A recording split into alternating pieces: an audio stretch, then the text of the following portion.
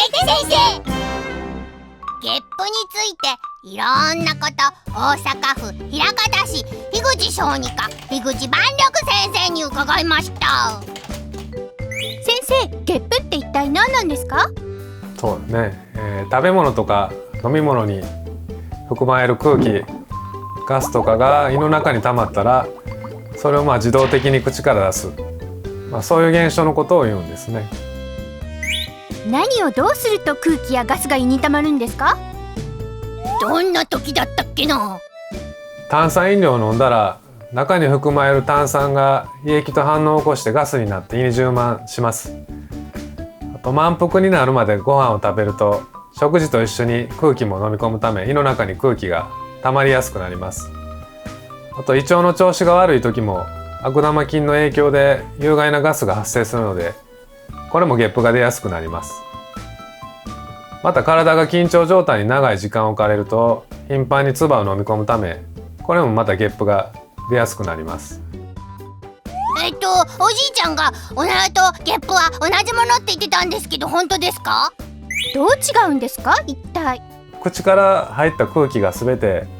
おならやゲップになるわけではないんです。ご飯を食べている時に実は一緒に空気も飲み込んでいて呼吸して取り込んだ空気は肺に行くんですけども、食べ物と一緒に入った空気は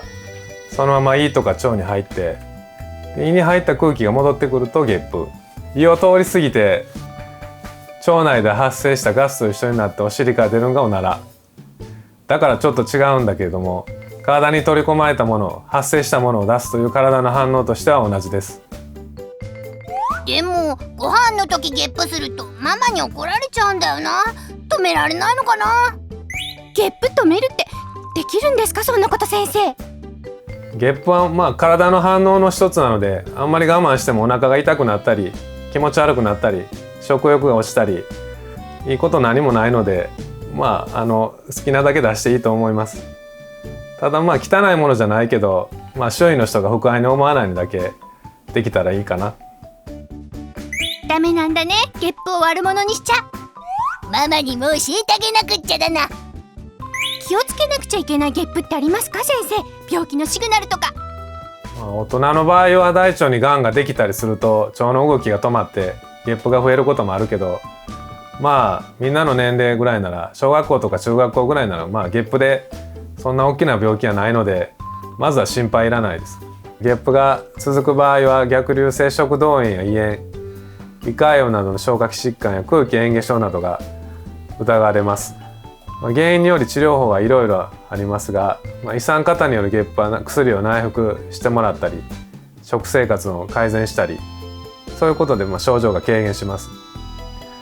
要はでも食生活の改善、ストレスをためないのが大事かな。じゃあ小学生中学生ぐらいだとゲップが多くなるのはどんな時ですか？